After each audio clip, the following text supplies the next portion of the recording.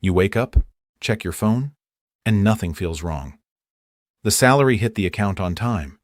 The bills are mostly paid. The fridge is full enough. On paper, this is stability. So why does it still feel like you're falling behind? Not dramatically, not in a visible crash, but in a slow, almost invisible drift, like the ground under your life is quietly moving away from where you thought it was.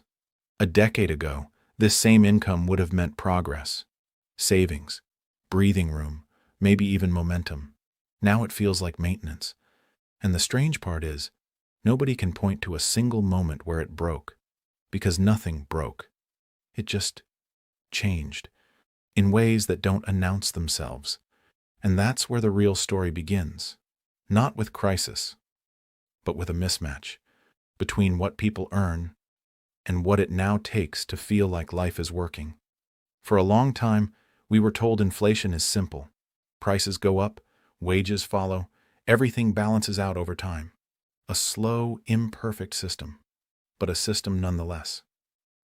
But in the background of the last decade, something more complicated has been happening. Because the cost of living didn't just rise, it reorganized itself. Some prices stayed familiar, others quietly detached from reality. Housing didn't just get more expensive, it started behaving differently, driven by demand patterns that turned homes in many cities into tightly contested assets rather than stepping stones. In major economies, research from institutions like the OECD and central banks has repeatedly shown that housing costs have grown faster than incomes in many urban regions over extended periods. Not everywhere, not uniformly, but enough to reshape expectations. And when housing shifts, everything else follows. Because housing is not just another expense, it is the base layer of economic life. When it rises faster than income, everything built on top becomes unstable. But housing is only part of the story.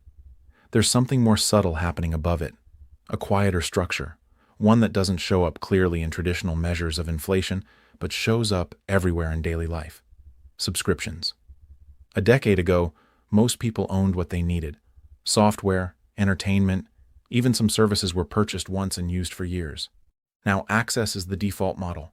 Music, films, storage, productivity tools, design software, fitness platforms, cloud services, devices tied to ecosystems that require ongoing payments just to stay fully functional.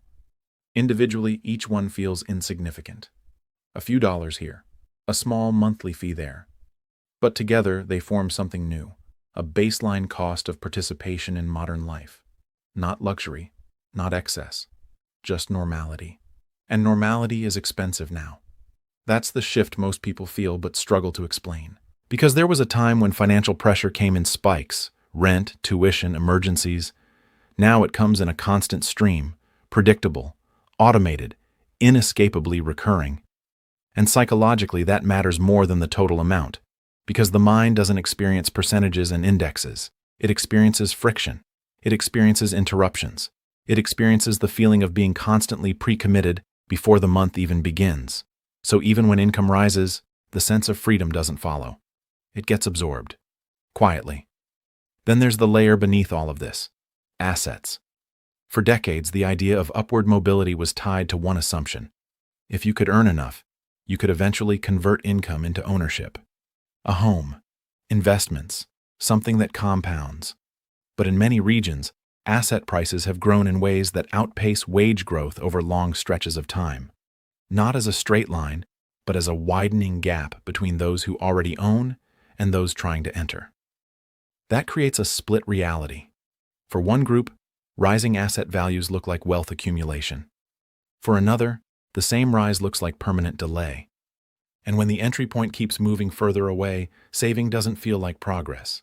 It feels like chasing a horizon that recedes faster than effort can close the distance. At that point, the economy stops feeling like a ladder.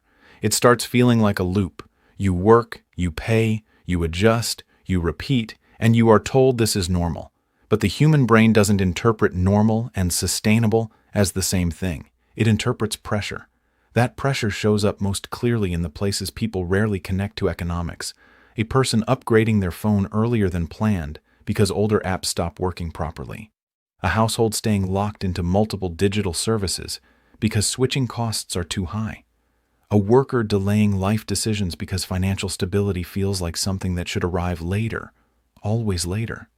None of these feel like economic events, but together, they form an economic condition, and underneath it all is a deeper structural shift in work itself, because even earning power is no longer as straightforward as it once appeared. In many industries, expectations have expanded faster than compensation. Entry-level roles often require more credentials, more experience, more specialization than they did a generation ago. Higher education, certifications, unpaid experience, each layer adding cost before income even begins. At the same time, work has become less contained. Remote systems and digital workflows blurred the boundary between job and life. The office is no longer a place you leave. It's a state you remain in. Notifications extend the workday. Availability replaces hours. Productivity becomes continuous rather than scheduled. And with that shift, hidden costs emerge. Energy costs at home, equipment upgrades, recovery time that no longer feels sufficient, a mental load that doesn't reset cleanly between days. This is why exhaustion today doesn't always come from overwork in the traditional sense.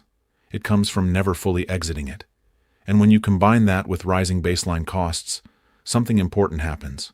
Work stops feeling like a path upward. It starts feeling like a requirement just to hold position. This is where the contradiction becomes visible. People are often more productive than ever. Tools are faster. Systems are more efficient.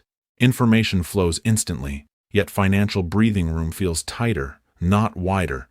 That contradiction is not a coincidence. It reflects a system where gains in efficiency are absorbed into new layers of cost, complexity, and expectation, rather than translating cleanly into individual surplus.